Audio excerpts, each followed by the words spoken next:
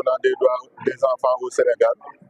Donc, le bureau, c'est une organisation canadienne qui est basée à Montréal et qui intervient au Sénégal à travers le projet Autonomisation des filles acteurs de première ligne contre les violences sexuelles et sexistes.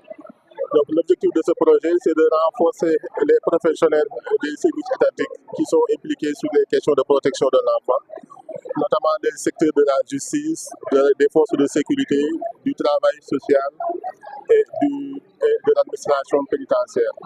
Nous collaborons aussi avec des enfants afin de les impliquer dans le projet et de faire valoir la participation de l'enfant au niveau du Sénégal.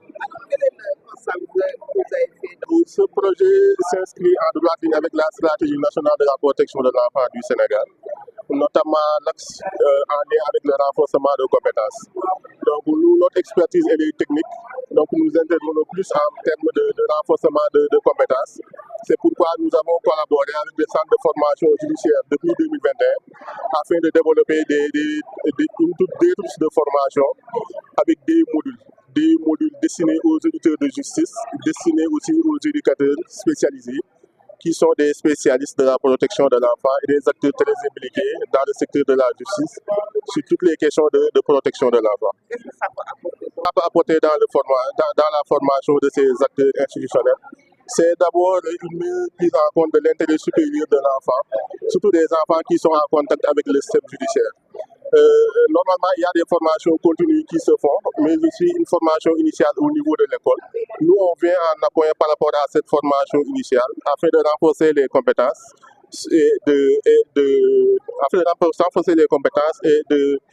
pour une meilleure prise en charge des enfants et que les acteurs de la justice, magistrats et éducateurs spécialisés, puissent s'inscrire dans ce siège-là au bénéfice des enfants du Sénégal.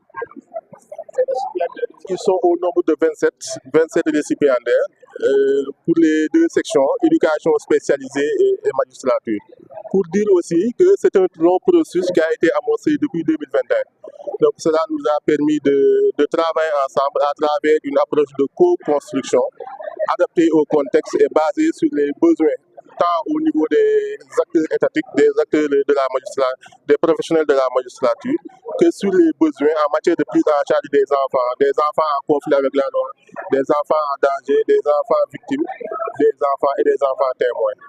Cela nous permettra d'affiner déjà notre intervention dans la prise en charge des enfants qui nous sont confiés par le juge par ordonnance de garde provisoire, puisqu'on est de plus en plus confrontés, en tout cas dans le cadre de notre pratique professionnelle, à de nouvelles problématiques émergentes, notamment les situations d'urgence, la prise en charge du handicap également, des enfants, de la protection des enfants en ligne, parce que ce sont malheureusement des problématiques auxquelles nous sommes de plus en plus confrontés et qui n'étaient pas, enfin, que nous ne connaissions pas auparavant.